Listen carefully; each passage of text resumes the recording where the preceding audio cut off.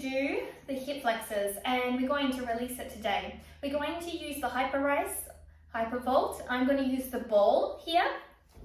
And the ball is because it makes sure that we don't go too deep, it gets all of the contact we need, but it is also gentle on the hip. So you're going to have one leg on the sofa here. So from here, if I go a little bit to the side, right here on the hip. You want to breathe deeply and open up here through this breath work. And just by doing these breaths, I can feel my body start to open without this opening. Just opening here through our hip flexor. If it has opened, you can take your foot a little bit further forward and open into it, okay? Now we use the gun, okay? So to turn the device on, we're going to have it on to the second or third, okay? So from here, I'm going to go into the hip, around the hip flexor, staying where the iliacus is, okay, coming up. So it's right next to the iliac bone here. And this is the target muscle we're aiming for, still keeping the pelvis with the anterior tilt. We're not trying to accentuate the stretch. We're trying to make the body comfortable, the nervous system relaxed to let you in. Okay?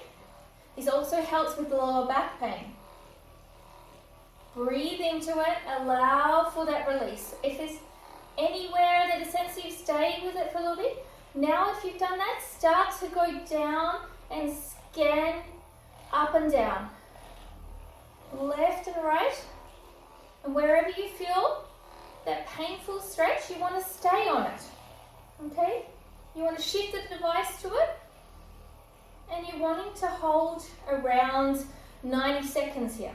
You focus on the breathing.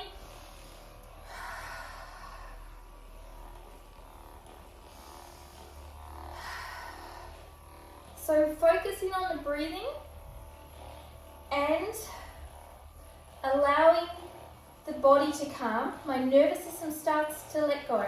And with the massage system, the blood circulation comes to the area and also tones down the pain on that specific area.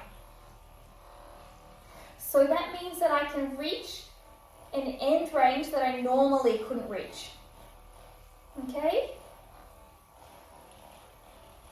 So all three encompassing allows us to reach the end range and allows us to open up. So take your time, make sure you do the other side. It's very important to have the correct technique as you do it, and this was the Rice equipment hypervolt, and now it will allow me to open up into deeper hip flexors. It'll also allow me to recover if I have injury, if I'm working on splits.